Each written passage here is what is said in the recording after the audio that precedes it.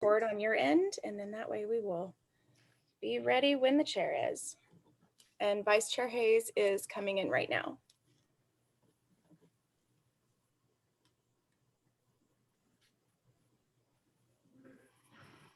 Okay. So now that everybody is logged in, I will once again make the announcement that I did earlier to Chair Ukert that we have Keisha Morris Perkins here with us this morning. She is our executive assistant and board process manager. And I know that you were recently introduced to her at one of our recent meetings. She will be running today's meeting from an administrative standpoint. I will be in the background assisting if anything comes up, but she will be driving the show today. So I will hand off to her now. Thank you. Great. It's good to be here. Good to be here. And, this is my first meeting, so show grace, but I'll do my best. And I have a great backup. And good morning to everyone. Good morning. Good morning. Morning, Keisha. And I'm sure you'll do a perfect job, so I'm not concerned. Okay, we'll go ahead and call the meeting to order. It's 8:31 a.m. So we'll go ahead and call the meeting to order. First time on the agenda is the public comment. This agenda item provides an opportunity for citizens to address. Can everybody hear me? Yes, I'm not sure who that was, but yes. This is RJ. Oh, yes, RJ, we can hear you. Okay. This agenda item provides an opportunity for citizens to address the board of directors on any agenda item or other matters relating to the NTMC. Each speaker will be given a total of 3 minutes to address any item. Anyone wishing to speak shall be courteous and cordial. Any person who wishes to address the board of directors regarding any item may do so by utilizing the raise hand function of the Zoom meeting at this time. Citizens that are not able to connect to the Zoom meeting must email his or her public comment to kmorris-perkins@ntmc.com no later than 12 p.m. on Thursday, April 20th, 2021 to ensure the comment will be read. The board of directors is not permitted to take action on the subject raised by a speaker during citizens' comments. However, the board of directors may have the item placed on a future agenda for action, refer the item to the NTMC officers for further study or action, briefly state existing NTMC policy, or provide a brief statement of factual information in response to the inquiry. Do we have anyone? I didn't receive any I didn't see any written comments. Do we have anyone with a raised hand? No, I don't see anyone has a raised hand. Okay, seeing there is no public comment, we're going to jump right to item 3A on the agenda, simply because we have a member, Hensley has taken on a humongous new role as the city manager up there in Denton, and I know you had to leave at 9:30, so we want to try to I'm sorry. That's quite all right, and I want to give you opportunity to give you your value added on this item, so I want to go ahead and get started with that. And then towards the end, if you'll be thinking about this, what I'd also like to do is I visited with Ms. Hensley, and it would work best for her if maybe we could start at 8 o'clock instead of 8:30 on our meeting. She said Wednesday morning is still her best morning, but if we could work at 8, then she'd be able to stay on from 8 to 9:30, give her an hour and a half. So you can be thinking on that. We'll get that towards the end of the meeting. Okay, we'll go ahead and do item 3A on the regular agenda. Is to discuss and give officers direction regarding the reevaluation of NTMC's current reporting structure and bylaws. Exhibit 1 is the NTMC initial structure flow chart. On this, Vice Chair Hayes and myself and Christina and Councilor Graffita had a call on this, and we're trying to do some researching that we think would possibly help and assist both the general manager and the NTMC staff, or the DCTA staff that is working with NTMC through the local agreement. And so we've kind of done some things here, and then I did speak with Mr. Hendrickson and asked him if he could possibly get together with RJ to go over some things that they thought might help us to improve and the communication and the working order of NTMC General Manager and the DCTA staff that works with NTMC. So with that, you can see I did ask Councilor Graffita to send everyone a comment or a thing that RJ had sent to us by the direction of Mr. Henderson on some items there that they thought might help us as we work to try to improve and make sure that we're having good cooperation and communication with all the staff and the general manager. So with that, I will say there's a couple items on there. I did also send this to Chairman Watts of DCTA, Chairman Watts, and ask him what his thoughts or if he had anything that he thought would be a problem or anything on this. He said he didn't see anything there was. The only question he had really was on the item, and let me get it. It's where is the item about special events? Let's see. Oh, here it is. Item 12 says provide special. I hope everyone got this memo from. Yes. Okay. Provide special. Item 12. It says DCJ provides special movement events requirements with at least 30 days in advance notice, excluding emergency events. And his question on exactly what was I referring to, and I wasn't sure, RJ, but what I told him, I wasn't sure, but I would ask you. And what I was thinking was that if one of the cities had an event, let's say Denton has their annual jazz festival, which is a big event, or if Louisville has their Western Week or something, a big event or something where we need to do some rescheduling of bus services, that we would need to give y'all 30-day notice so that you could plan for that rescheduling of that service. Unless, of course, it's some type of emergency, you know, which we were to have, could be anything from tornado to, I'm not even gonna say the other word, but anything else that we could possibly have that would create an emergency. Is that what you're referring to there, RJ? Yes, sir. Good morning. Yes. Well, you know, there are some exceptions. Let's say like, as long as the event, let's say, only requires, it may require only one driver, one bus. That might not be as great of an impact in our operation versus if it's 2-3 drivers in a short time frame. If the longer period that we have, the better. We threw out 30 days out there, but there are some exceptions. If it's just a small event, we can do some quick, you know, schedules and to help provide the service. We're just want enough ample time for services that require a large number of employees, let's say 3. I mean, you know, we have difficulty as it is with retention as far as drivers right now. And we just want to make sure that we have enough time to prepare and provide the services required. But, you know, we all understand that there's events that occur annually, and there's events that all of a sudden, which may fall under like TMS, we consider that as an emergency.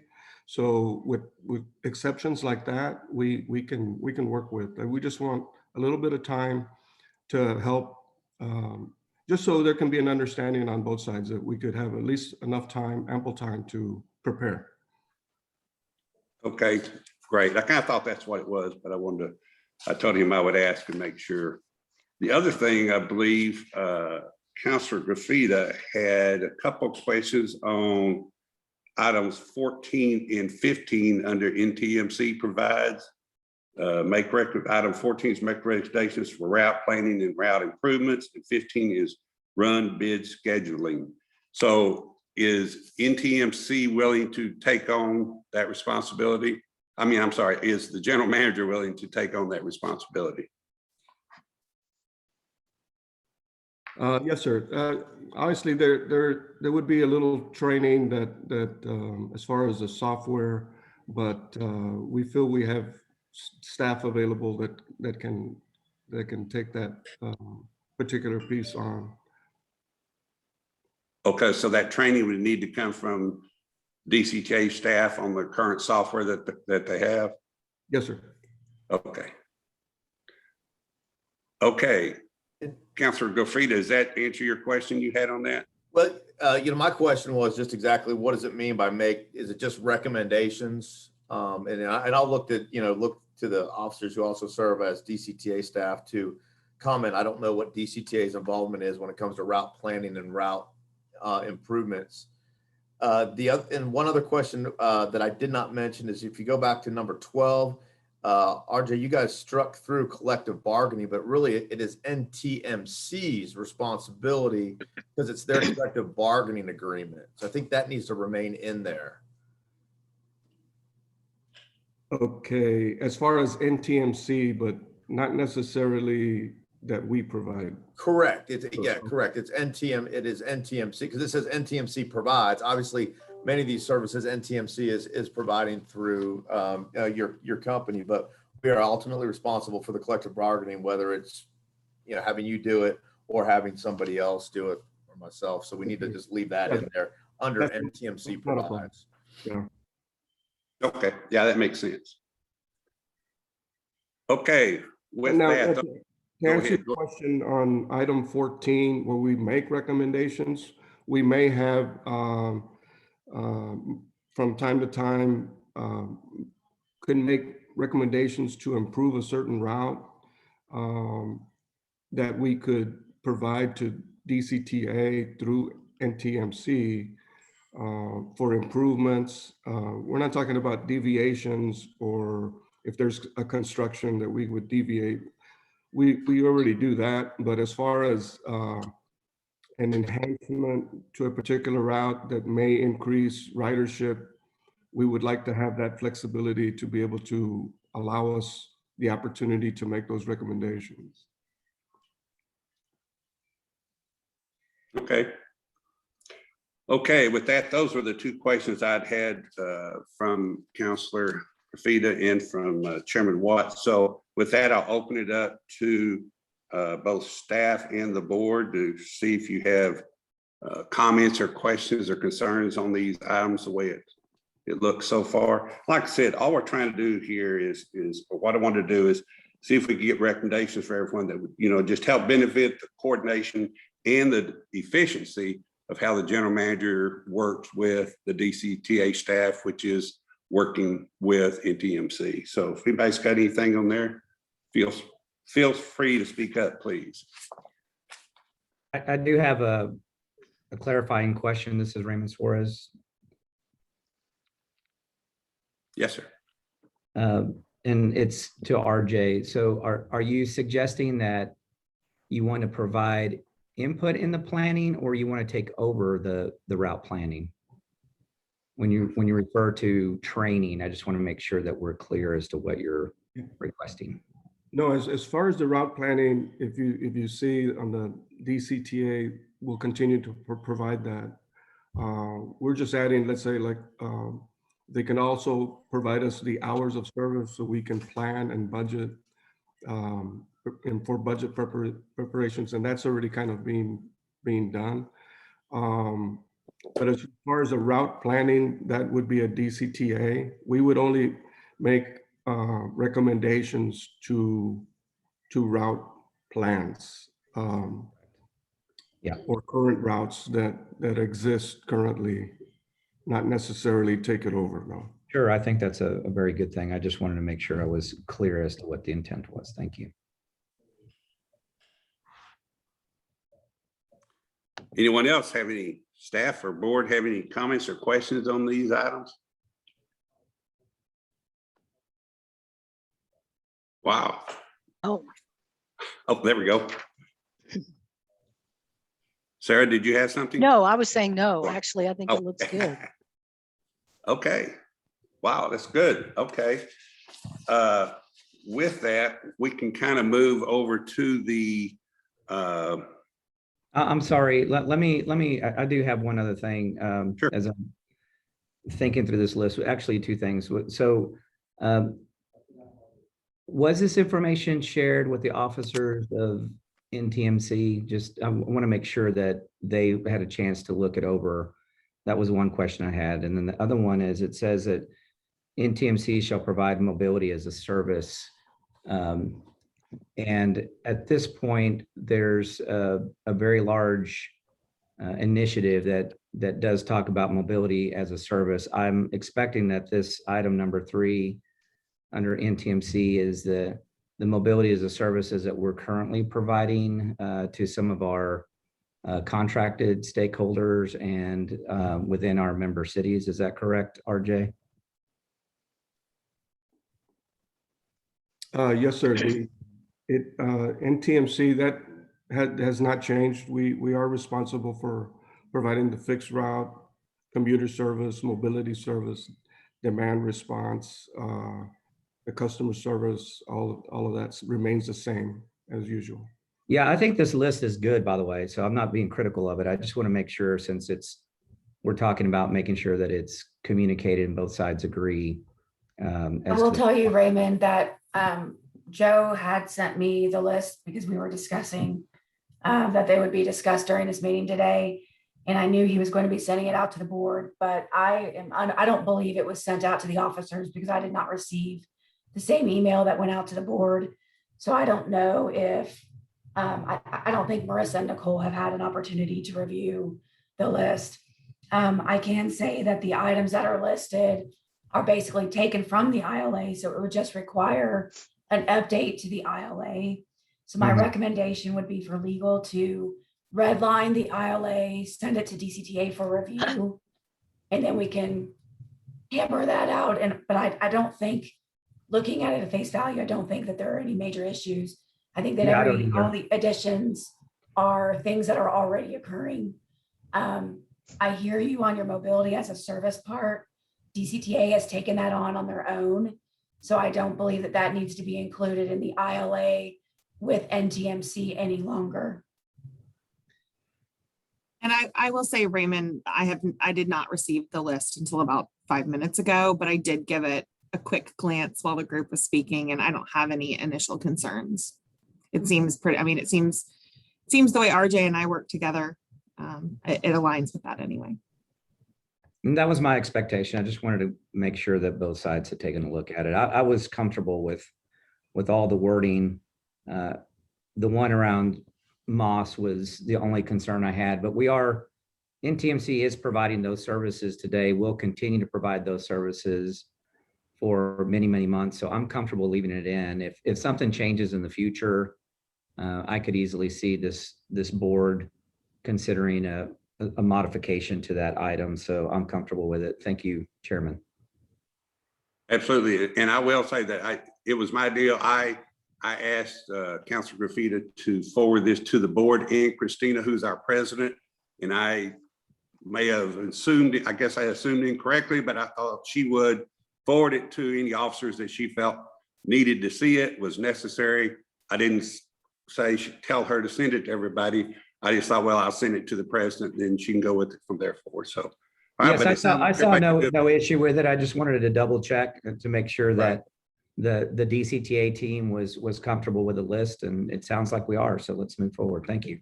Sounds good. If the NTMC board is comfortable, what I can do is you can give the direction is go ahead and make those red line changes. Then I can forward it over to DCTA once we're done with that for their review of it. Do we need to do that in a motion or?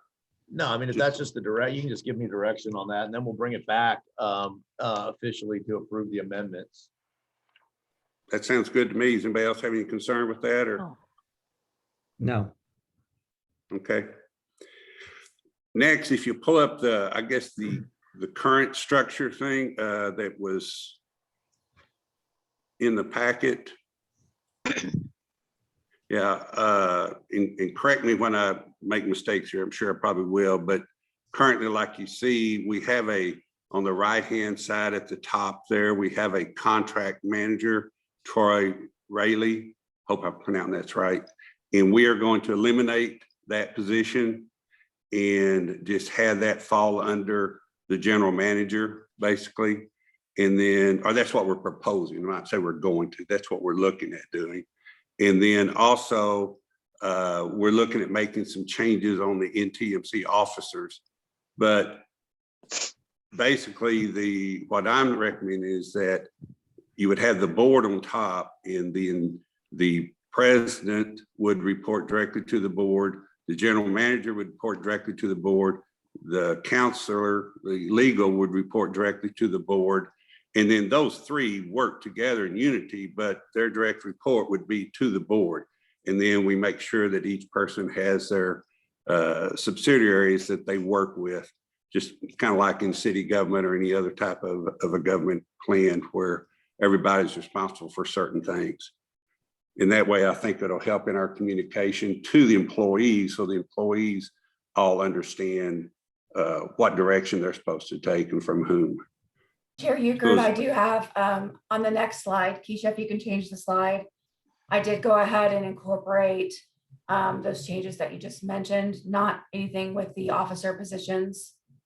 So we'll wait for that slide to be changed, and you'll see where it shows the general manager reporting directly to the board of directors and the assistant general manager reporting to the GM.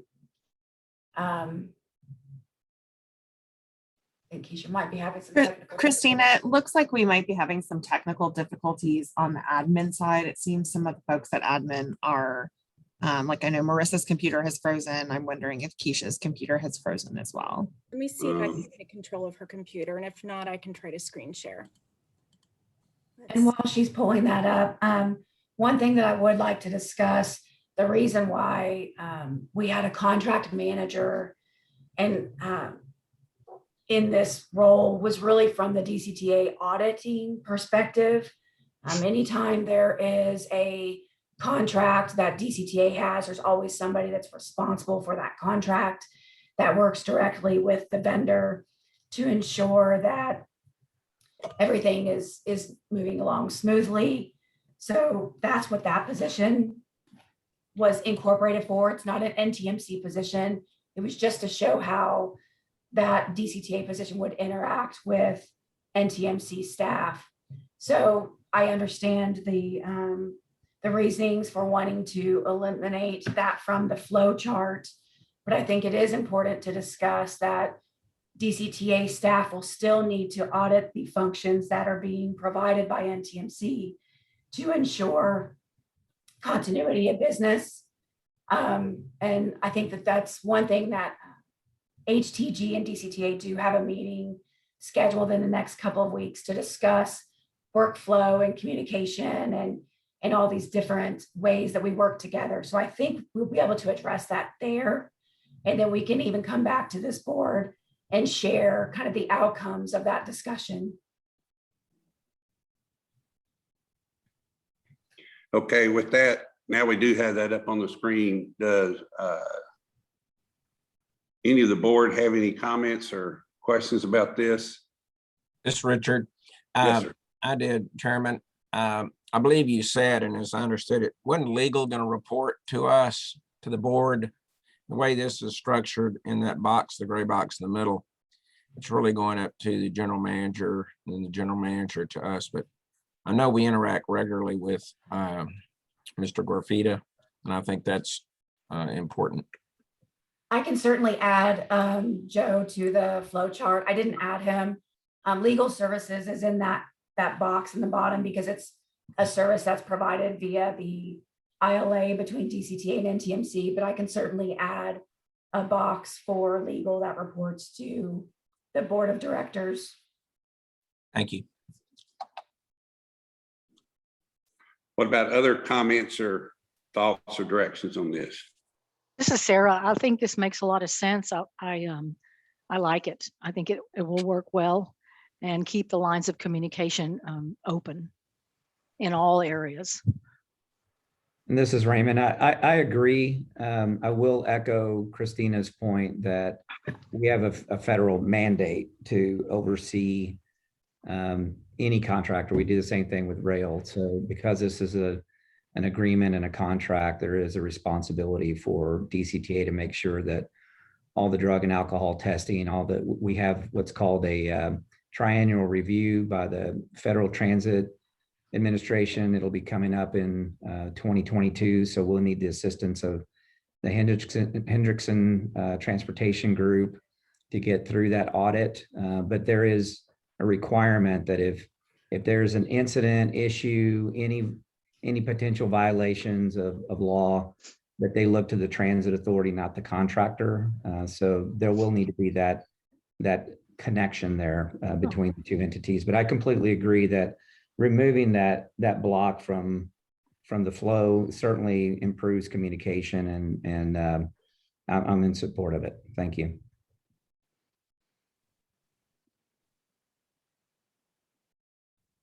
Mr. Garza, are you okay with this? President Dale reporting directly to the board? Yes, sir. Okay. One of the things that I would like to seek some clarification, because I don't know if there should be. So when I know that we talked about, Chair Ukert, that you and I had a discussion about RJ being more engaged in the board meetings.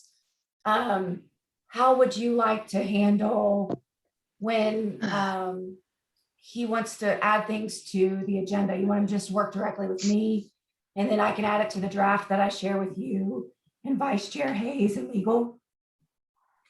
It might be best if, since he's going to report to the board, now I'm open to this, but you did ask me, it might be best, since he's going to report to the board, that RJ, if you have concerns or issues that you think ought to be addressed at an upcoming board meeting, if you give those to me, and then I can, if we need to, include Vice Chair Hayes and Councilor Gafita to make sure, and the President, Christina, or the President, to make sure that we got everything on page and understand what it is that needs to be on board. Because I know it's kind of what we've been doing, to make sure we get it all there under the proper wording and so on and so forth. Okay, and that would include any contracts that NTMC would have come up. He would bring those to you to add to the agenda, because they would all be really stemming from the operations side. Contracts such as what? I'm not I following. don't know, anything that might come up.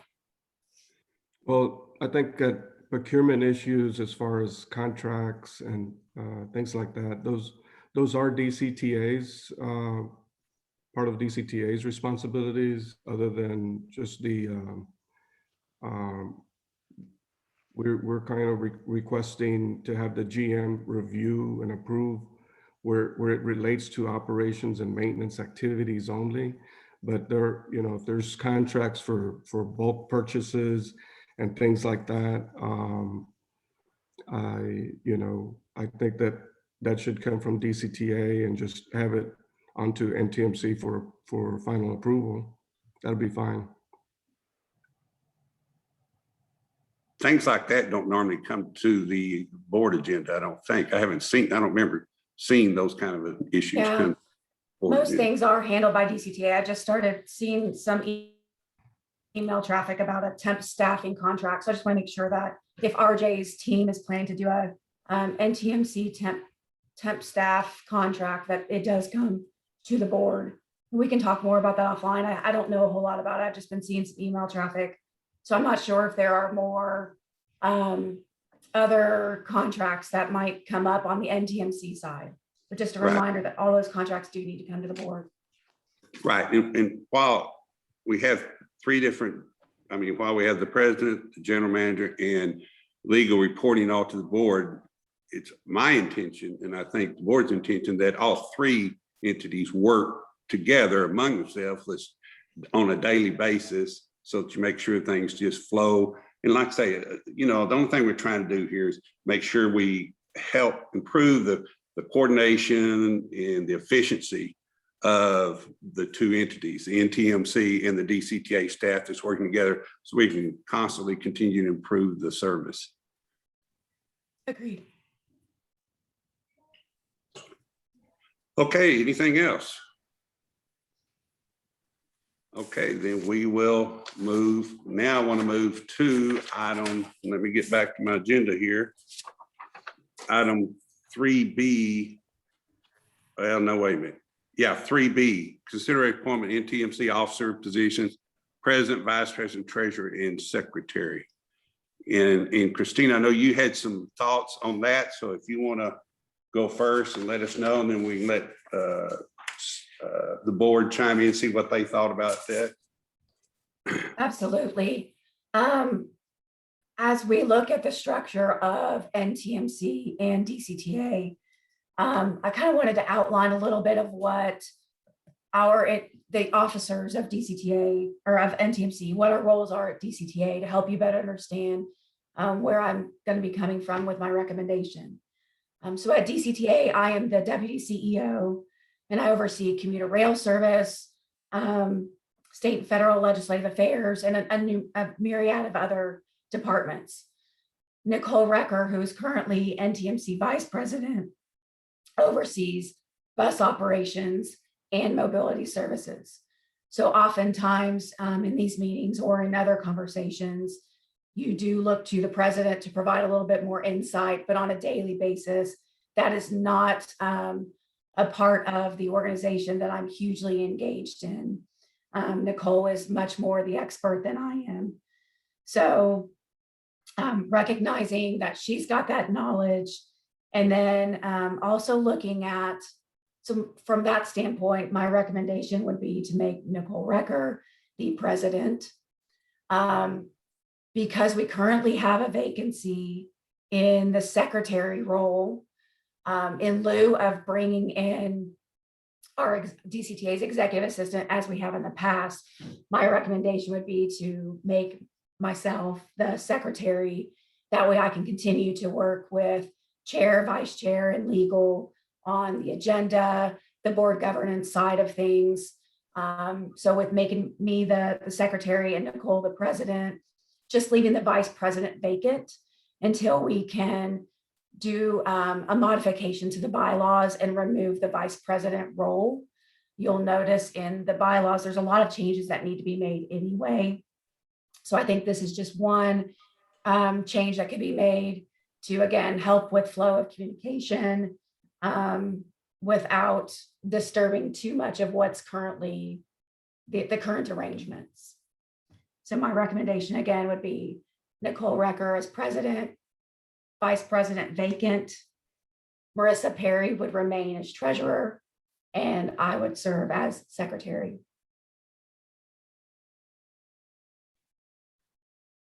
Okay, board, is there any questions on that, or staff, any questions or comments on that?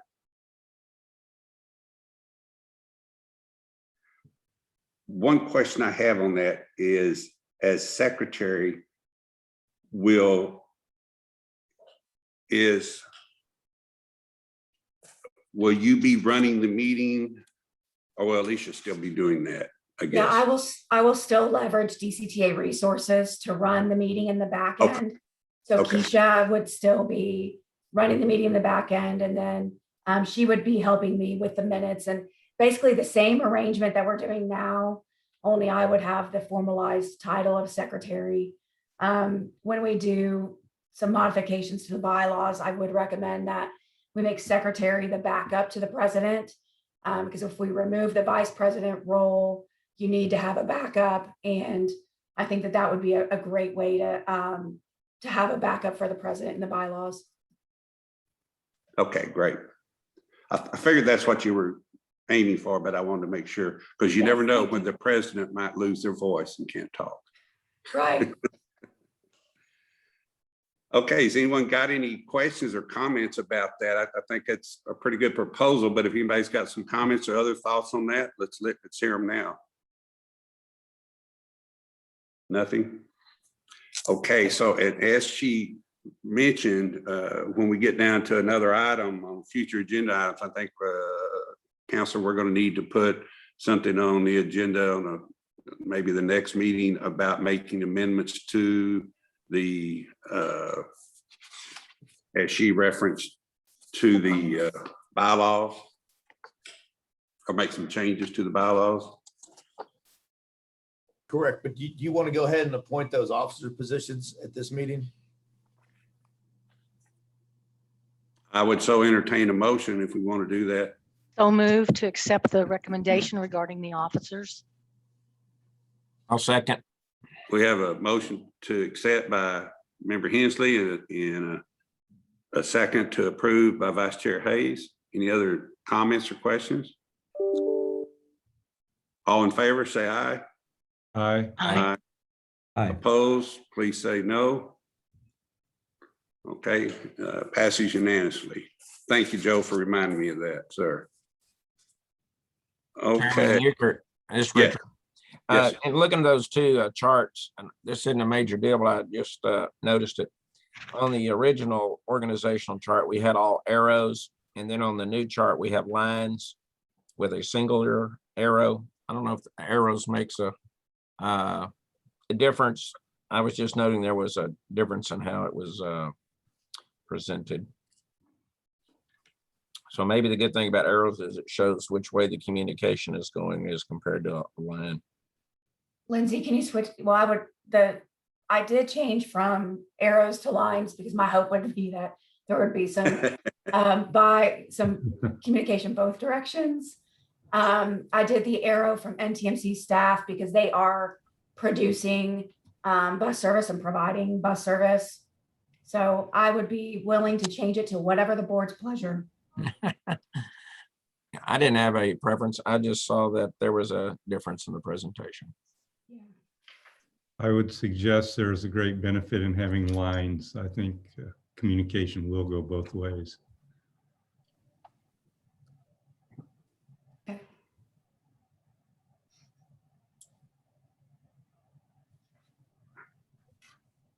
okay, anything else? Okay, moving on to the next item then. I think what I'd like to do is, RJ, are you prepared to give us an update on the budget process overview? Yeah, we can discuss that. It's in a preliminary. Currently, we're working together with DCTA, Nicole and her team to review just the preliminary aspects of preparing the budget, in which means like the hours of service. Technically, the hours of service for our operation is typically going to be the same because it's going to go around the UNT contract, which begins early morning, and then it, in most cases, it has a late night service. So we have to be able to have enough staff to cover those hours of service. So, but as far as the total number of hours, we still would like to know what is the total number of hours expectations, even if it is longer than it might. There may be some changes, and we can always amend the budget later on, or come back with recommendations to do that. But right now we're just in the preliminary stages of preparing the budget, and we hope to have that finalized before, I believe, sometime in July. Okay. Does anyone have any questions on that? Member Hensley, is there a particular item on the agenda that you would like to have us discuss before you? I know you had to leave here in a little bit. Is there something particular on there? Would you want us to just go back to the? I don't know if you'd like to go ahead and hear the general manager report. I read the general manager report. Okay. I go through the packets. Right.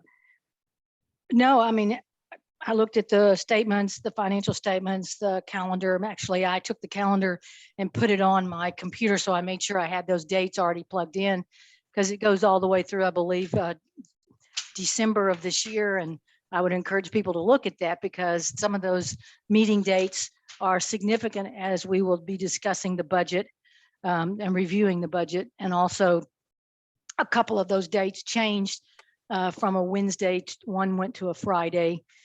And so, and then I looked at the ridership report, that's really, I mean, for me, I think just go back to what you regularly, and then when you see me drop off right at 9:30, it's not because I'm not interested, it's because I have another meeting. And I apologize. Yes, No, ma'am. no And if I problem. can, Go if ahead. I can, I did want to mention, yes, the budget calendar, the proposed budget calendar is included in your packets on page 19. As Ms. Hensley mentioned, there is one meeting in September that is moved from the regular Wednesday to a Friday. That is the meeting that is slated for the actual budget adoption.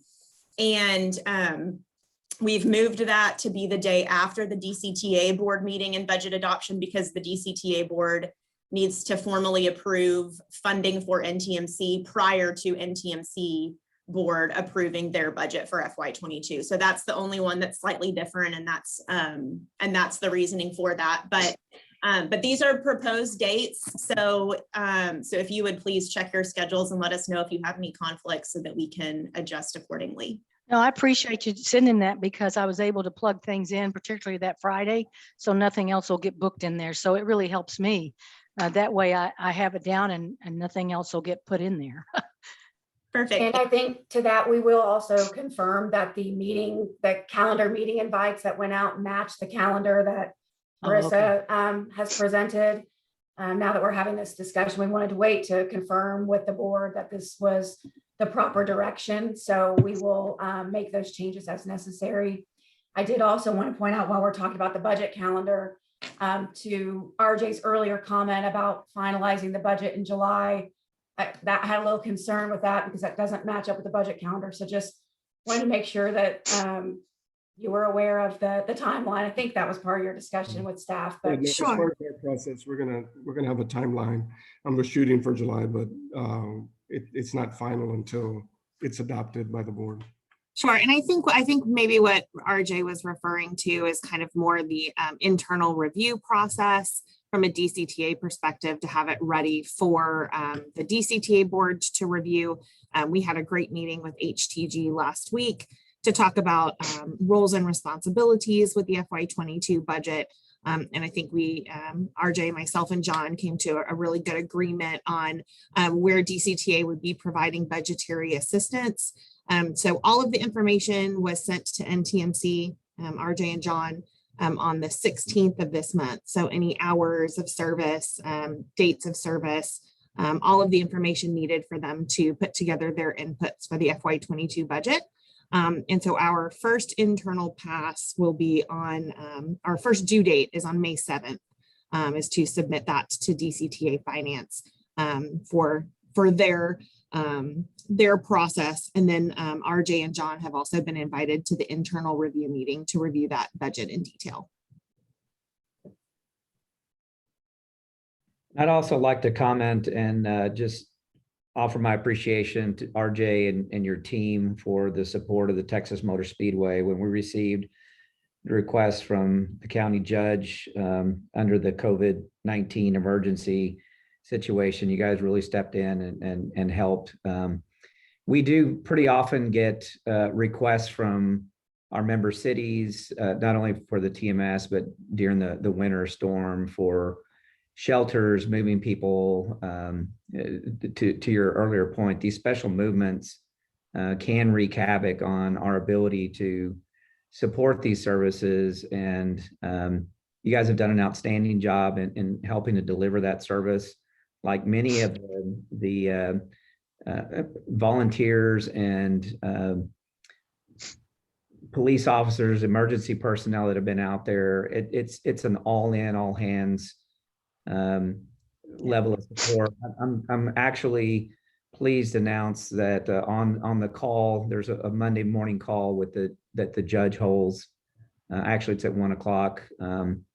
They did suggest that they're looking to probably suspend the TMS after around mid-May. They're going to go to a different strategy to really try to focus, I think, on getting more shots in arms around the school system, school districts. Not sure exactly what their plan is, but the general word is that they're looking to probably end the daily vaccinations at TMS in mid-May.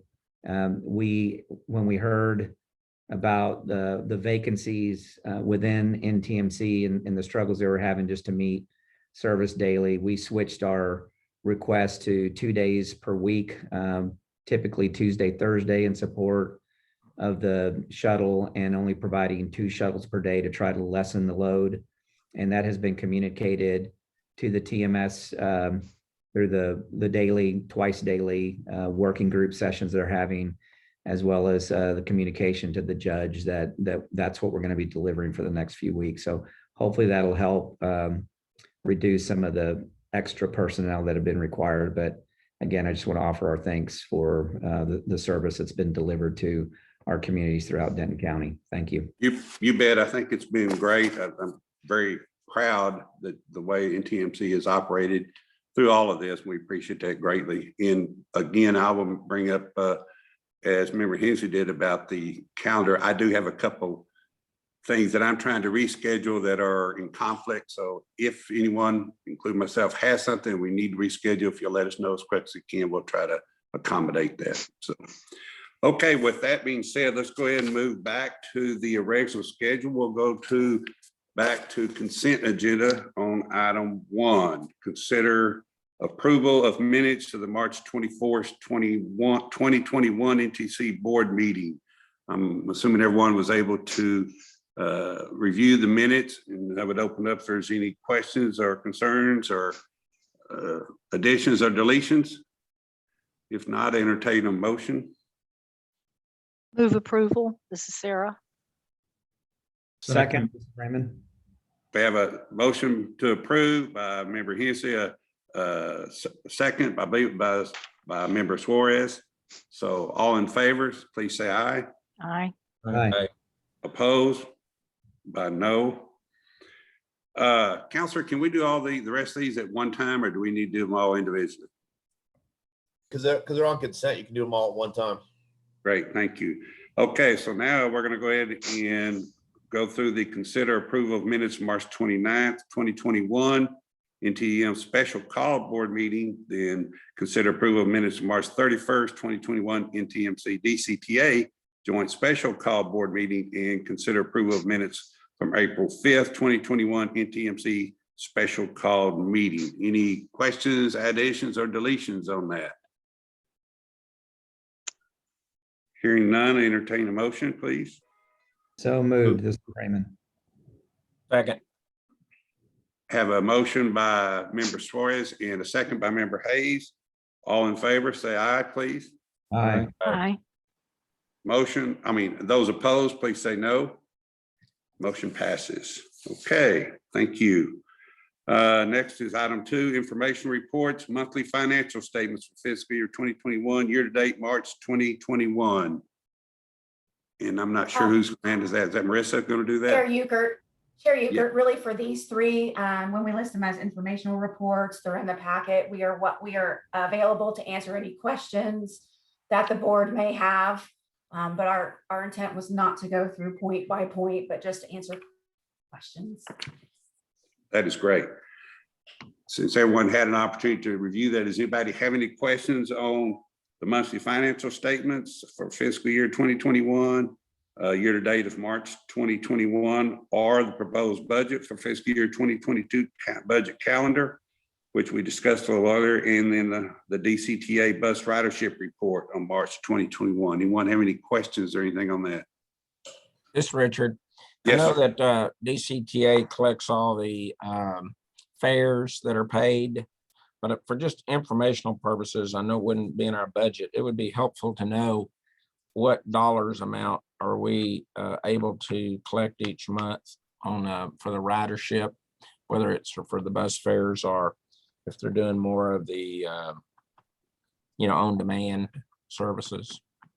So I would think DCTA probably has that in their numbers, but if we could just be advised of that somewhere, that would be educational.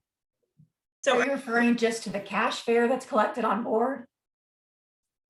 Yes, because I'm going to assume all the rest either comes from 2 other sources. Generally, I would think it would either come from government grants or it comes from the sales tax that we collect.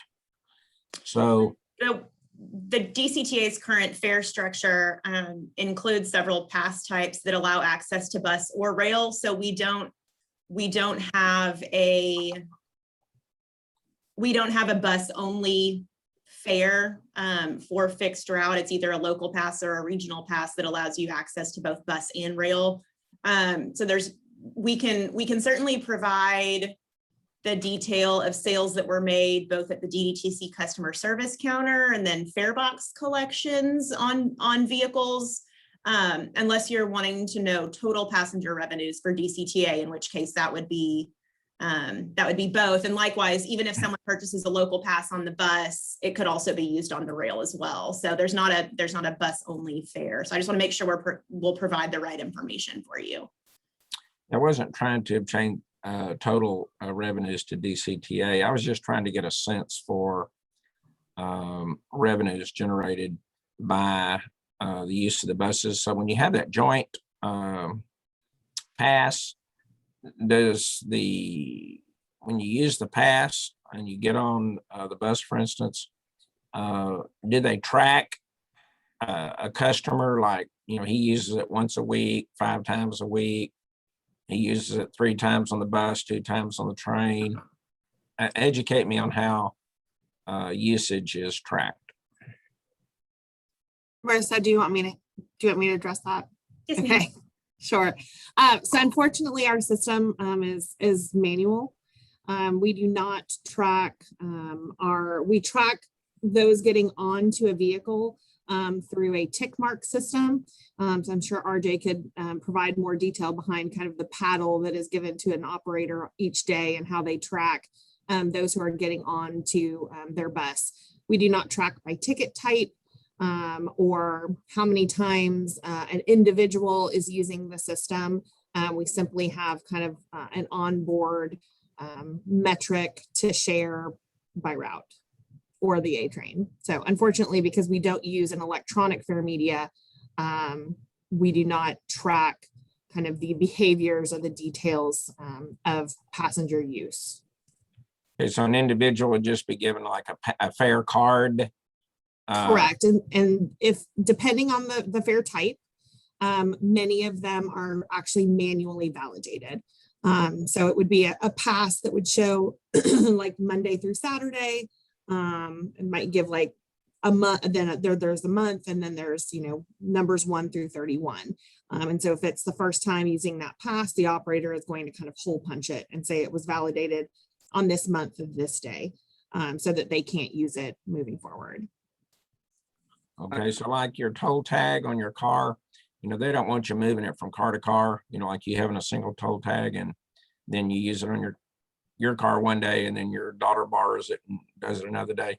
Is the card unique to the customer, or is, like when you go to the ski resorts these days, they get your picture on your tag, and so they're trying to keep you from passing your tags around. Do we go that far, or you just have a card? And so it depends on the specific ticket type. So any of the long-term tickets, so anything sold through like our university pass program or an annual pass that's purchased, we do actually use the passenger's photo. They get like a hard credit card style ticket that they do use. But the majority of our tickets that are purchased are going to be like an AM PM pass or a day pass that are only good for either a certain number of hours or for one day only. And those are the ones that are in paper and they're manually validated by the operator. And then I could see how someone would ride the train, let's say like from Denton to Dallas, and then get a bus to go to their office building or wherever they're headed. Do we have a sense for on these joint type passes, how much they're using it for train and then how much for bus? I think that's an excellent question. We, in a lot of different agencies throughout the country, as part of their regional plan is to try to integrate or connect with, let's say providing the tickets or the purchase of a ticket, and then you can also purchase the ride for a bus, and you just like a one-stop shop would be ideal in the long range. That might be something that would be in consideration in the future. Right now, as like Nicole mentioned, we don't have the electronic type of reporting systems to where we can automatically generate X number. This is how much we riders went on this ticket and this other ticket. Although our tickets that we have internal are just ride specific, as Nicole mentioned, fixed route. You know, you can't use that for access. You have a separate ticket for access. So I will say that we do track when a regional pass is purchased through our purchasing system. And so typically if a regional pass is purchased through DCTA, it's typically for the purpose of traveling on the A train from the DCTA service area into the DART service area. We also conduct a biannual passenger satisfaction survey where we do collect that type of data to get a better understanding of where people are originating and what their final destination is. So we are doing spot checks. We've also done some A-train point in time studies that have given us some data related to passenger behaviors, specifically for those that are using the A-train to kind of go into DART's service area. So we do have some data, but we are not, to RJ's point, we don't have an electronic fare box system that would, track the path for a specific ticket. So Okay. DCTA has a budgeted capital project in the FY21 budget for an integrated fare payment system that would allow us to better track riders per type of ticket purchased and that sort of thing, and track travel patterns.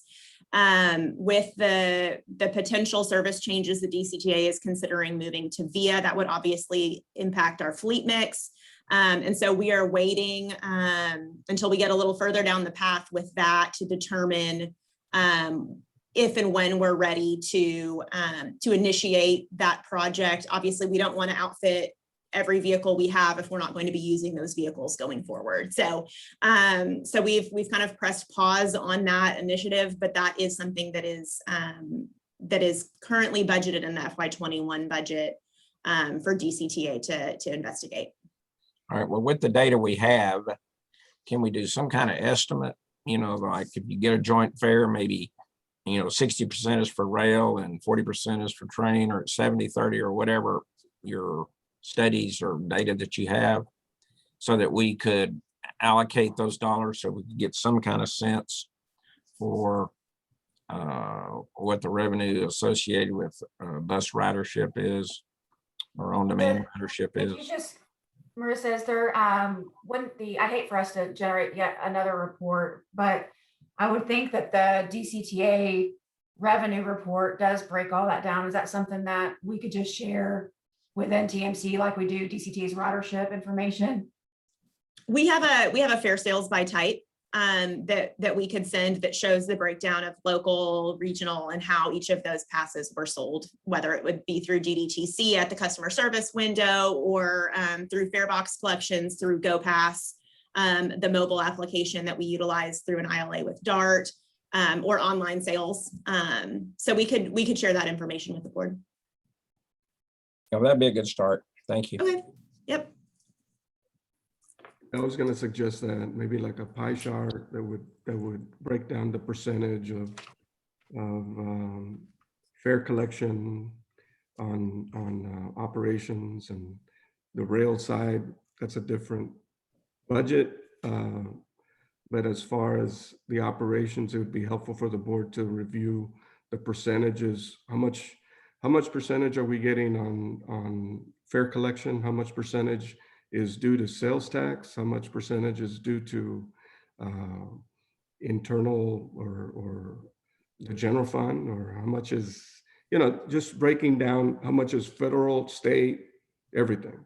That way the board can have a good understanding of where the money's coming from. I would say, RJ, just additionally, what might be helpful, and again, this is an assumption, but RJ's team handles the collection of cash that's been generated on board the buses as well as at the DDTC. Perhaps the report that NTMC puts together for farebox cash collection and DDT sales. That report, I know that Erica generates and submits to DCTA. That might also be a good report that would indicate those people that are purchasing passes specifically for use on bus. I know that, mostly the tickets that are purchased on board a vehicle, although they might be purchasing a local pass that gives them access to other DCTA services. Sorry, my light went off. In most cases, they're purchasing it on board a bus because they're using it for bus service. So that might also be a good report that already exists that might provide Vice Chair Hayes with some more insight related specifically to your question. And RJ, since your team does generate that report, is that something you could include in your monthly GM report? Yeah, that's a good point. We can provide that. That would be great. Mhm. Yeah, I think cash and transfers, if you're certainly if operators are accepting transfers on the bus system, UNT doesn't charge a fare. And this gets back to why DCTA historically did not have electronic fare boxes on the system. So imagine that a large percentage of the ridership is actually from the UNT shuttles. They pay for their service. They do not charge their students, but when their students are riding our system, they're supposed to, through a joint agreement between UNT and DCTA, they could ride the Connect service. So trying to outfit our vehicles with fare boxes, the back office system, it's very expensive for the amount of revenue that's collected.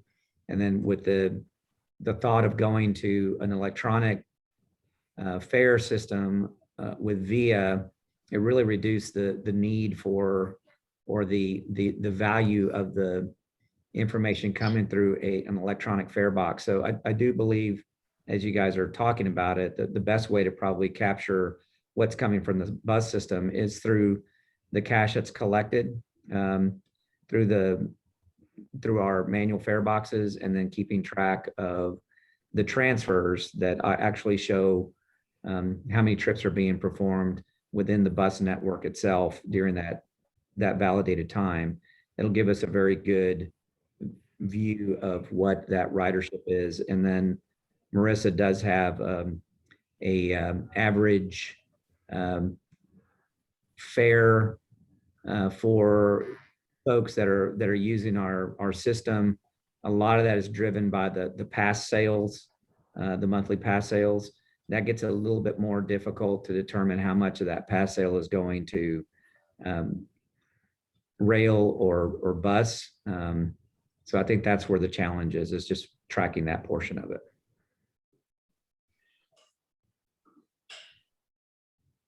Any other comments or questions on that? It is a good question. It is, to me, I don't see how you can determine how much money you need to appropriate for bus service if you don't know how many people are using it and paying for it. So it's kind of, but it is complicated. I mean, that was a generalization, but it is complicated. All right, let's move on to the next item. It'd be item 3D as in dog, General Manager's report. Good morning. Before I move into the operations report, on behalf of HPG, we and John Hendrickson and Luis Francois and myself, we would like to thank the board for allowing us an opportunity.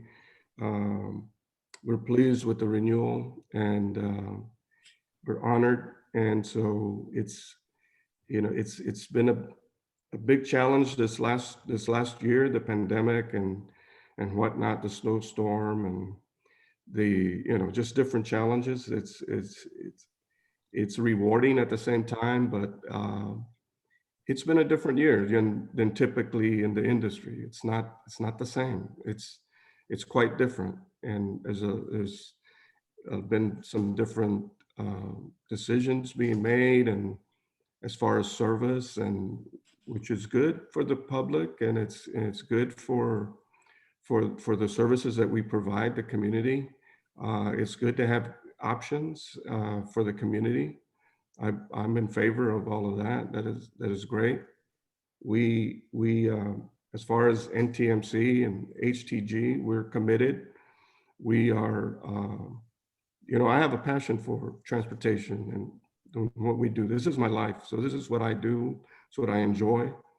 And we all do. And when you get into transportation, you either like it or you don't. And so you meet most of our team in NTMC, they are proud to work and provide the services that we do. And they try to do an excellent job for everyone. And I just wanted to mention that, and I want to thank you all again.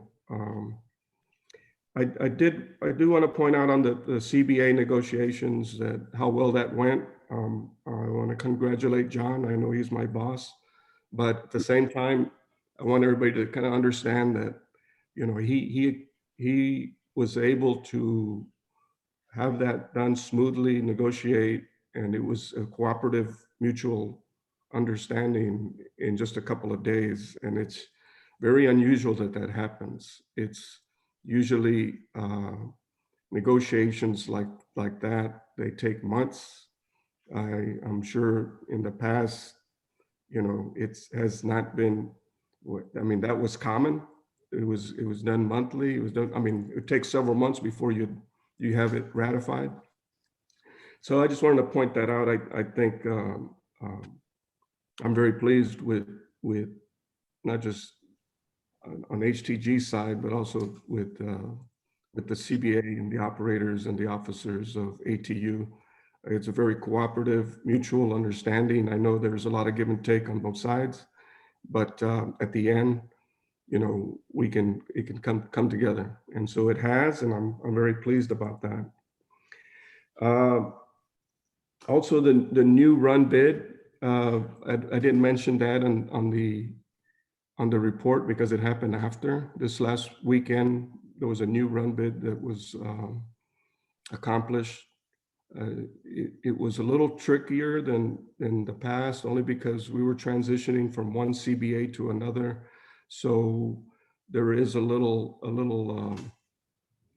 some things that we need to fix from an internal standpoint. I'm going to be working with ATU and see how we can remedy the issue there, because there's a little changes that caused kind of a hiccup with the run bid. So we're going to have a discussion later on today to see if we can fix that. I want to thank Raymond for his comments on the TMS and the board for, that TMS service again was a kind of an add-on. It was something that's necessary for the community. We are, in favor of that service. It's something that, we just basically wanted to make sure that because we were at one point, I was getting a little nervous actually about the number of operators we had versus the amount of services that we had. And so it was, we had a few drivers that were out due for whatever reason, or several operators at least 7 or 8 at that time. And so I was getting concerned of providing the services. We did work with DCTA officers to help understand what priorities would be if we needed to make an adjustment on the schedule here and there. But TMS was not affected. We believe that needs to continue. And if it's only going to be through May, we only have a couple of more weeks with and we began to slow down with the services of UNT. So we should be in pretty good shape. And so I just want to make sure that we're providing the best service possible and understanding the priorities that not only NTMC has, but DCTA. So it's important that we have that communication. So Thank you again. And I will add the ticket sales to the board report. We can definitely, hopefully, we'll start off like that. We have questions. We can continue like that. I'll do that. Chairman, I have a few comments I'd like to make since we're on the general manager's report, if I may. Okay. Thank you, Yes. sir. RJ, again, I completely agree with the chairman, vice chairman that I think everyone's here to try to improve our service delivery to our member cities, our stakeholders, but ultimately to the riders. I think we all need to lock arms. It's been a little bit bumpy as we've formed the board and understanding who has what priorities. So this has all been very healthy. It is a challenge. I will agree. It is a challenge. Every day when you walk in, you don't know what you're going to face. And there's many times conflicting priorities that are all important. and sometimes it's difficult to figure out how to achieve them all. And it's been great working with you guys to do that. What I would request is that in the general manager's report that we really focus on the key blockers that impact NTMC's ability to deliver service, regardless of what that service might be. And historically, from my perspective, the biggest challenge is in this environment, and for years, and I think you would agree, please correct me if I'm wrong, but it's making sure that we have that recruiting, that we have a healthy approach to recruiting so that we always have, there's always people that are retiring, that are leaving either on their own accord or because of disciplinary issues. We have people that are sick and out.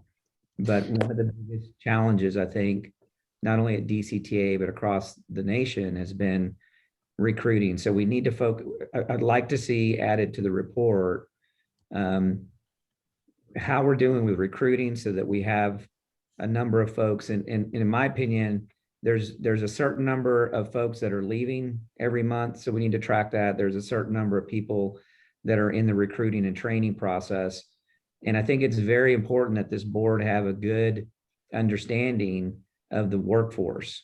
So that's number one. Number two is to ensure that the health benefits and the payroll is as accurate, and that we're not experiencing on both sides, that we're not experiencing issues with personnel's payroll and their health benefits, because once you recruit them, we have to retain them, right? So we need to make sure that those two things are working properly. I can't think of anything that's more important for the general manager and for this board to make sure that we're keeping our eye on it, because we need to try to do everything we can to help your organization and DCTA ultimately be successful in delivering service.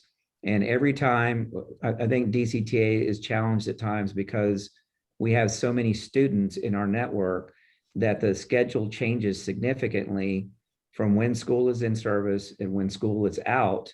And it changes the number of personnel that are actually required to deliver the service. So those are things that I'd like for you to consider adding to the tracker, and that this board is aware of, so that we can do whatever it is, whether it's adding recruiting services, whatever it is that NTMC needs to be successful. We need to make sure that we're doing what we can to help support you.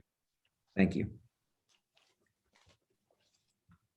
Thank you. I've made note of those two items, and I'll definitely add that to the report. Okay, thank you both. Anything else on the general manager report?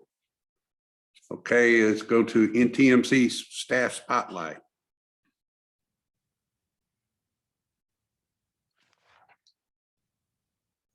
Well, you know, it's always nice to recognize outstanding performance, and I wanted to take this opportunity to do that. And I think Louise might be on the line if she'd like to add or share at the same time. some comments. Brenda Valdez has been with the organization a couple of years or a few years, and she started off in the customer service team, and she moved up to a lead dispatcher. She has quite extensive experience in not just fixed route, but also on demand or access type of experience. And you know, during the snowstorm, it was a challenge for her to she was stationed up in Louisville facility, and as a morning dispatcher was required to be on property at 4:30 in the morning, 5 o'clock in the morning. It was difficult under those conditions, and on top of that, we were having issues with the facility itself and a water break, and she was asked to conduct dispatching on a stationary unit outside of the facility in the parking lot with the laptop and things like that. So it's, you know, it's just these quick and last minute adjustments for the operations to continue. I just wanted to, you know, hats off to her, and we just want to thank her. Louise, if you have any, you know, any comments, you know, I know Louise feels the same way, and I don't know if she's on the line. But anyway, I do want to thank Brenda again for, we're extremely proud of her and the efforts that she did under those conditions. And so thank you. Thank you, sir. And we do thank Brenda very much. Brenda, thank you so much. And Randy, both, we thank both of you for the work that you've done and the dedication you've done through these extraordinary times. And we know this coming year is going to be much better for you and for NTMC and for all of us. So we look forward to continue working with you, and we hope we can continue to serve you as your needs are. Thank you. And just to add on, as far as Randy Wells, Randy is he's our road supervisor. He works in operations. He's been with the system many years, and just want to thank him again for his outstanding performance. He's had some challenges with dealing with the public sometimes, and you know, he's done a great job. And so he's out there in the street monitoring the services, helping operators out when they need. He's also driving sometimes when he needs to. And so I just want to thank him for staying calm and collect under some big conditions with the, you know, with some passengers sometimes, or with people out there. So I just want to thank him for his services. Great job. Archie, what are his responsibilities on a day-to-day basis? What does he encounter? Well, depends on in the morning. If he's scheduled in the early morning, we start off. Road supervision is in charge of making sure all the drivers are conducting their pre-trip inspections, making sure that they're out on the routes timely at the scheduled bus stops, and they monitor the services. They were assigned in different areas of the city. If it's in Denton or in Louisville, they'll be monitoring the movement of the buses. They're also, if an operator has an issue or needs assistance, they are to address and assist those drivers. They're not police, but they are, you know, in the authority of trying to offer the best assistance and help if there's a passenger or someone that needs some critical assistance, or sometimes there's sensitivity that a passenger may be going through, or needs, there's special training that the road supervisors have that help them to calm the situation a little bit, helping to listen, understand what the customers are going through. And oftentimes you put yourself in a position where it could be a little risky. So that's what he did. And I understand he had a confrontation with a person out there, and so without getting into more details, you know, he did the right thing, and I just want to thank him for that. He handled handled a very difficult situation, and made it probably the best he could do. Thanks so much. Appreciate that. Mr. Garza, I often run into Randy when I'm out in our stakeholder communities. I've seen him at TMS a lot at the DDTC. He exudes professionalism. He's great for our brand. I echo what you say. It is a hard job. They are in an office situation. When you have questions to ask of a supervisor, you can call them up or just walk down to their office. Imagine being in a bus all day with confrontations, accidents, all kinds of different things. These supervisors come to them and support them each and every day. So it's a pressure-filled day. They don't know what's going to happen from one minute to the next, but he's always been extremely professional, has a great attitude, and I just really do appreciate his service, and glad that you're recognizing him. Thank you. Thank you. Okay, thank you very much. And I do thank both of them. Like I said, I'm sure all of you have experienced when you use public transportation, sometimes things tend to get a little focused on each individual situation or problem. And it's really good to have team members on board that are able to diffuse the situations and get people calmed down and normal so that everybody ends up going their way and getting to where they need to be safely. So we appreciate all that. Next item is to discuss the DCT updates. So if somebody, I'm not on who's going to take care of that, but if one of the staff members. I will jump in. Sure. Sure. Thank you, ma'am. So in your packet, we have provided, like we have the last several months, the DCTA priority actions workflow. So the entire workflow is within your packet as item 3FI exhibit 1. But what I've done here on this PowerPoint is broken out 2 major components of the priority actions plan so that we can kind of cover that in detail. And Christina, if this presentation has not been sent to the board, I would like to request that the presentation be sent to the board after the meeting. I know that member Sarah Hensley had to drop off, and I just want to make sure that she's getting this additional detail as well. Absolutely. Thank you. So I did want to provide an update on, like I said, 2 major components. The first being the DCTA service plan update. I know over the last 6 months, we have been talking about the DCTA board's direction to move to a on-demand system and replace many of our fixed route services with that on-demand service. And so I wanted to kind of pull out the snapshot from the workflow here and kind of share some progress that has been made. So on April 7th, we had a special called DCTA board meeting where VIA presented their updated proposal and costs associated with that proposal.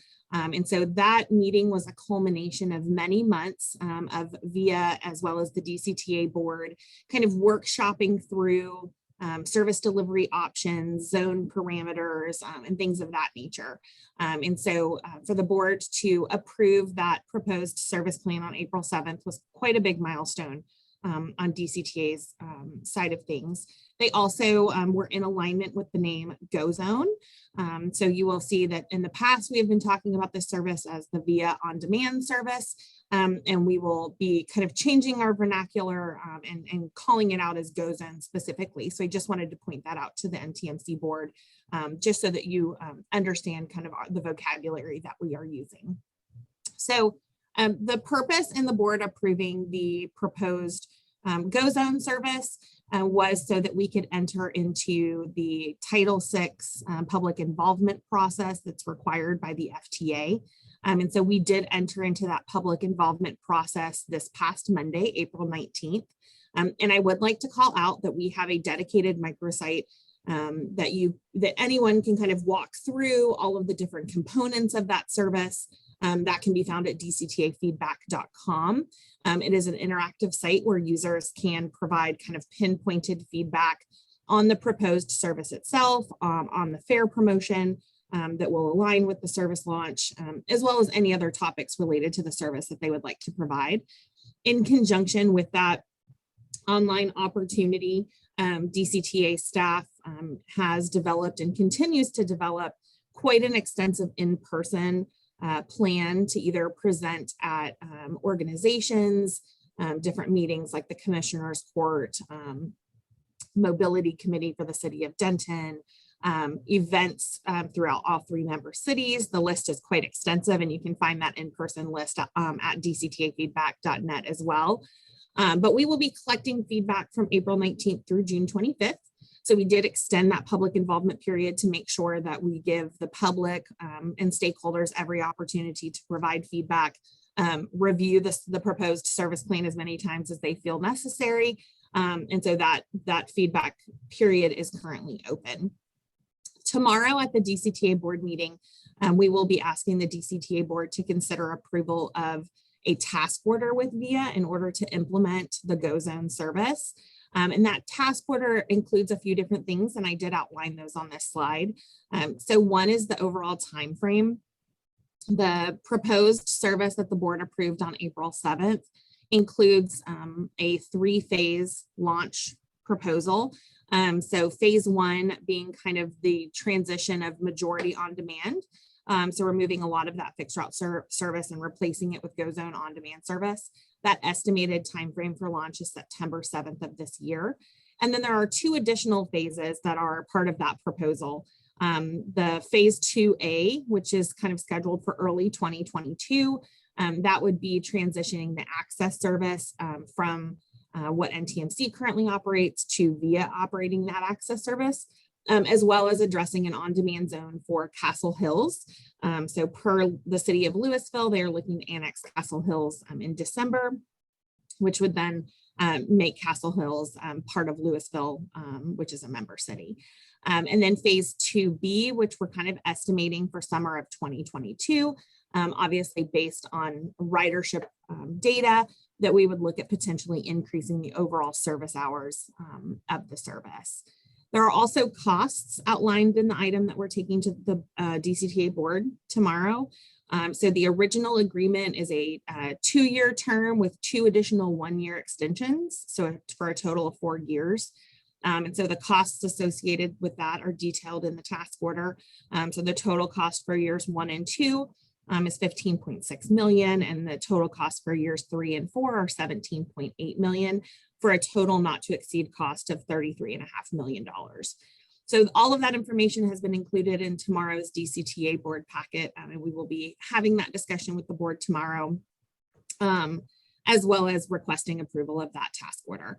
And basically approval of that task order would allow us to enter into what VIA considers their logistics phase, which are kind of all of the necessary steps that would allow us to then launch on September 7th.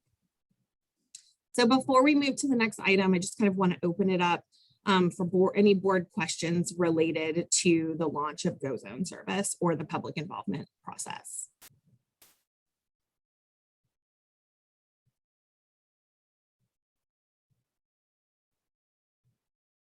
If there are none, then we could. Take me a minute to get my. Oh, sure. Okay, so if I'm understanding your presentation here, Nicole, y'all have struck a definite deal with VIA. And they'll take over all the bus and on-demand operations as of September 7.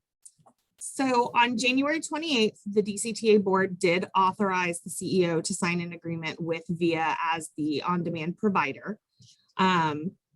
The ask for tomorrow's board meeting with the DCTA board is for the board to approve a task order, which outlines that service delivery. We are still required to enter into the public involvement process, bring back all public feedback, the Title VI equity analysis, and the proposed service plan. All of that has to come back to the DCTA board at the July 22nd board meeting. And that is where we will ask the board to officially ratify that service delivery. So it's not until that July date that kind of things are final. However, I will say that the task order does authorize us to start the upfront logistics process with VIA in order for them to launch service on September 7th. And that service includes the Go Zone service would basically replace Denton Connect routes 1, 2, 4, and 6.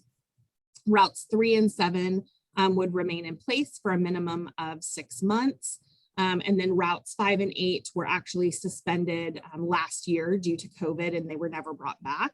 The Go Zone service also replaces Louisville Connect routes 21 and 22. It replaces the Louisville Lakeway on-demand zone, the DDTC evening on-demand zone. We're in conversation right now as to how to handle MK 101, which is a Denton-based service between Monsignor King and Our Daily Bread. And then the DCTA board has also asked that we consider the removal of the Denton portion of the North Texas Express route. So those are the services that would be removed.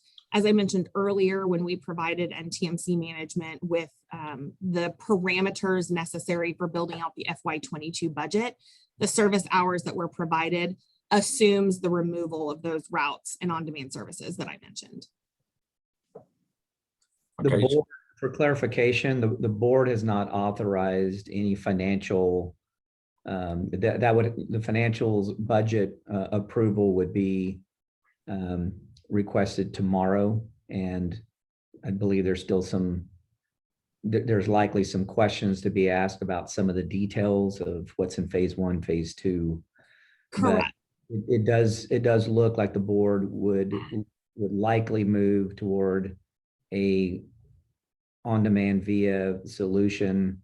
And if I'm hearing Nicole right, it's nothing can be really approved until we get the federal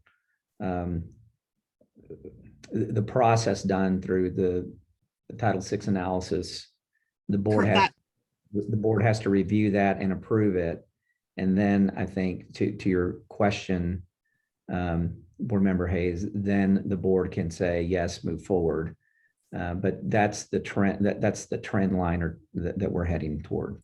Correct. And so when we bring back the public feedback, the Title VI analysis and the service plan back to the board on July 22nd, back to the DCTA board, along with that would come a request to approve a budget amendment for that service.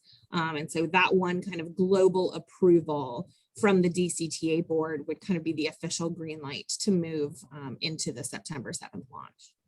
And Nicole, I know you went through and you talked about all the, like with this proposed service change, what would be removed just for the benefit of this board, since they don't live and breathe bus service every day. Can you just explain to them, just kind of give a recap of what services would be left for NTMC to continue operating? Yeah, absolutely. So what is proposed to remain, again, I always say proposed, because it is just proposed until we go through the public involvement process and get final board approval on July 22nd. So what would remain for NTMC to operate during phase 1 would be the UNT campus shuttles, access service, routes 3 and 7, and then any of our contracted services. So Collin County Transit and Frisco demand response. So for phase 1, that is what NTMC would operate. Should the DCTA board decide that in phase 2 that they would like to go ahead and add the access piece of it, then NTMC would operate the UNT portion, routes 3 and 7, and then the contract services, so Frisco and Collin County Transit. So it's kind of two different phases of service for NTMC. And we have had some preliminary discussions with RJ and his team about kind of those two scenarios. And we have requested that RJ and John put together kind of a staffing level recommendation in order to provide, service based on those two scenarios. So we are currently working with, HTG to kind of work through that. I don't think I understood the difference between phase 1 and phase 2 and what would remain with NTMC. I heard So- UNT on both, routes 3 and 7 on both, and contract services on both. Correct. What's the other distinction? So phase 1, NTMC would operate access. Phase 2, NTMC would not operate access. Okay, thank you.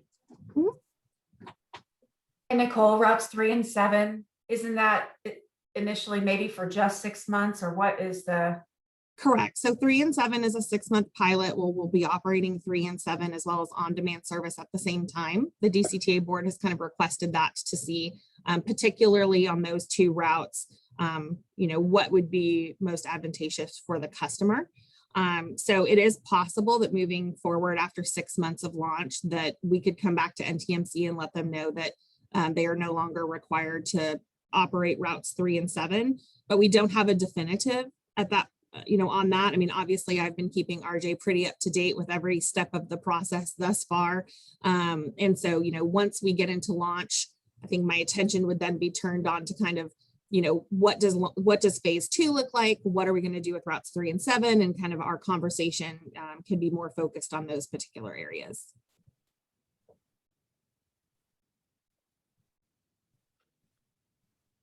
Okay, does anybody else have any questions on it? It is a good update. We appreciate that. And it helps us because we, as NTMC board, need to just focus on going forward as is until some type of direction is given otherwise. So, and I appreciate the update you've given us on it, yet we've got to stay focused on what if none of that comes to fruition, or what if they change or something. So we'll just keep focused on what we're going as is until we get some to, but it is good to hear that you're keeping the Henderson group involved in it, so that if things do change, that they'll be involved in it to help us get through that transition. That's good. Absolutely. And we will continue to bring a monthly update to the NTMC board specifically on this item, on this, on the Go Zone service transition. I would anticipate not much movement over the next couple of months, simply because we're at a bit of a standstill because we're in the public involvement process. So while staff is working very quickly and eagerly on our end to collect all of that public feedback, there's not much board action that takes place over the next couple of months. So I will just preface it with that. Okay, good. Okay, if I hear nothing else, we will move on to item 6, which is future agenda items. Chair, I'm sorry. Chair, there is one more component Sure, I'm of sorry. regular, that's okay. I did just want to provide the NTMC board with an update on the DCTA and Trinity Metro partnership update. I actually have requested that Chris Newport from Accenture join today's call, so I know he is on as well. Just to give a little bit of history that I've provided here on this slide. Back in November, the DCTA board did authorize the CEO to sign a letter of agreement with Trinity Metro specifically for the purpose of, exploring bus operations and maintenance partnership opportunities. This past March, the DCTA board provided DCTA staff with direction to explore an ILA option with Trinity Metro. And from that point forward, we've really engaged Chris Newport to kind of assist us in leading that effort. And then tomorrow at the DCTA board meeting, Accenture plans to provide an update on that ILA exploration. But I did just want to hand it over to Chris Newport to provide kind of some high level updates on this particular component of the priority actions flowchart. Absolutely. I apologize. I missed that. I'm sorry. That's okay. Thank you, Nicole. Good morning, members of the board. Thanks for having me. I'll keep this brief in the interest of time. I know y'all have other business, but just by way of a bit of background, which I believe y'all are already familiar with, Accenture was engaged by DCTA last summer, and in the fall we began began work on a comprehensive assessment and development of a set of recommendations related to DCTA's transformation initiative. As part of that, we identified a number of different opportunities to address capability gaps, some of which the board has discussed today related to allocation of revenue, being able to track ridership across transfers, gaining a more granular understanding of boardings and alightings as they occur along routes and by stops. We delivered those recommendations to the DCTA board, and this was comprehensive. It wasn't just related to bus operations and maintenance. It was across the authority as an organization. Concurrent with the transformation initiative, the DCTA executive team began exploratory discussions with Trinity Metro as we were surfacing some of our recommendations to the DCTA executive team. Those conversations, and again, from my perspective, I describe them as exploratory. They've continued to progress. The capabilities that we Accenture recommended to DCTA that they explore adopting or gaining, I want to emphasize, could be gained or developed through a number of different mechanisms. They could be developed or acquired through individual procurements. They could be developed organically. They could be developed through external partnerships. So as the exploratory conversations with Trinity Metro have progressed, and we Accenture have supported those conversations, and they are very much in the nature of due diligence to determine feasibility of technical and functional fit.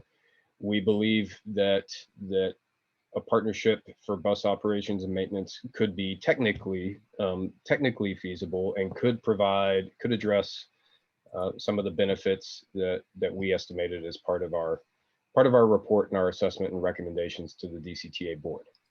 However, what remains to be seen is whether or not a partnership framework can be mutually agreed to between DCTA and Trinity Metro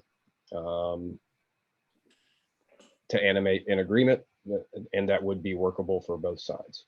So I think where we stand today, and as the summary of the update to the board, is there have been a number of operational discussions regarding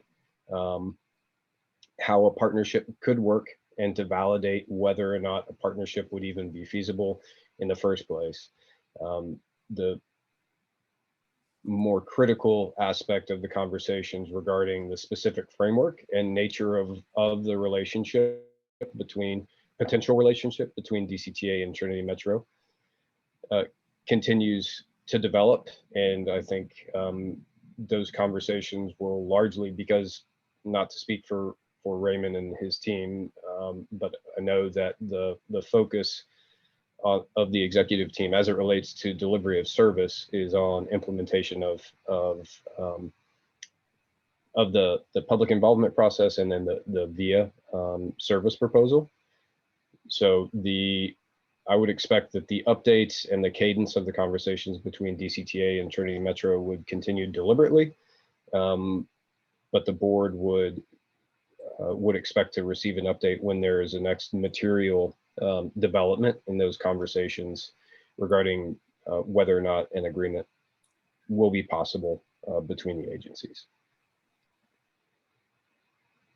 So that'll conclude my remarks, unless Nicole, there's anything that you feel like I missed, and happy to support answering any questions as the board or NTMC officers would desire. Sure. I don't have anything else to add, but I don't know if maybe Raymond does, since he has been involved in this as well. Chairman Ukert, if I may, I'd like to address the briefing item and to provide a little bit more context based on the conversation that we had last month in our joint board meeting. Absolutely. Thank you, sir. So Chris Newport, thank you. I think that was a very good summary. I was asked by the chairman of DCTA's board how much longer we thought it would take before we had an ILA that the board could consider at that time. I said, likely in the next 90 days. However, recognize that there's two transit authorities that do business a little bit differently. It's not uncommon with transit authorities, having worked starting in 1990 with DART throughout the years, that interlocal agreements, when they're hammered out and they're finalized and approved, can provide significant benefits. The amount of time that it takes to work out the interlocal agreement in the first place can take a while. There's multiple parties involved in this discussion, Accenture, ourselves, Trinity Metro, and as Chris Newport reported, I think technically both sides feel pretty comfortable that an operation could happen. It's really the work that remains is there can both authorities find a way to contract and agree? And there's always issues like insurance and risk and things that while technically they can happen operationally or just from a business perspective, there might be a desire to not engage with each other for different reasons. And that's the part where I think Trinity Metro and DCTA are. I don't think that, and I think we were all in agreement that we need to keep our heads down, as you just mentioned, and assume business as usual. And I think it's important for NTMC leadership to also hear that this has all been exploratory. What's been agreed to was a letter of intent to explore the possibilities of an operation. I think that in prior reports, we talked about when a potential general manager would come in, and I think that was premature. I do believe that we need to get to a point where everyone's comfortable that organizationally, legally, process-wise, everything makes sense, and there's still desire on both boards to move forward. And that may or it may not happen. And I don't want to be forecasting a date as to when that's going to happen, because I think that's been getting us in a bit of frustration across both boards and with staff, because there's multiple parties involved. Even if we were to engage with Trinity Metro, both agencies feel like we need to have the appropriate amount of time to potentially run parallel services as NTMC continues to operate and Trinity Metro were to engage. There would be several months required in order for that transition to happen, and likely would not happen until later in the year or maybe the first part of next year, because we have to be respectful of Trinity Metro's processes as well. So the agreement that we've signed with John Hendrickson's transportation group, I think certainly facilitates our ongoing operations. I think that this board and my participation in it should be focused on business as usual, day-to-day operations, continue to deliver. And if we reach an agreement with Trinity Metro in the future, then we can address it as we move forward. And I just wanted to provide that additional comment, because I do believe that it can be a distraction trying to plan around something that we're currently not in a position to really forecast in any fidelity at this point. Thank you. Yes, sir. And I agree with that. Like I had said earlier, Mr. Newport a question for you. Has Accenture, and of course, I don't know if DCTA asked you to or not, but has Accenture looked at other entities other than Trinity Metro in doing a turnkey service situation on the bus side? Not specifically, sir, no. Okay. I will say that in our letter of intent, we did line out for the DCTA board that we would look at a local government corp scenario. We vetted that out. There was no desire to continue to move forward in that regard. three options, to look at that, to look at an interlocal agreement, or to do a RFP and go out on the street and address others. The desire to look at Trinity Metro is because of their close proximity to DCTA, that both agencies operate very similar types of services, the infrastructure, the fact that they receive federal funds and we receive federal funds, that there was potential opportunity that we would benefit from beyond going to the private sector. And so those are all additional options that could be looked at, which is why I think keeping our focus on day-to-day operations is the right way to go. Thank you. Okay. Nicole, anything else before I move on? I hope I didn't miss anything else. No, sir. I would say the only other item that's listed on the priority actions flow chart is the NTMC CBA, and RJ provided a great update on that. So that would conclude any DCTA updates to provide. Hey, this is Richard. I have a question. Yes, sir. The previous presentation that Nicole made, Nicole, could you bring that chart back up again? It kind of looked like the DCTA priority action deal for the service plan. Within the packet or within the presentation? Yeah, it was in your presentation. We didn't get it in the packet.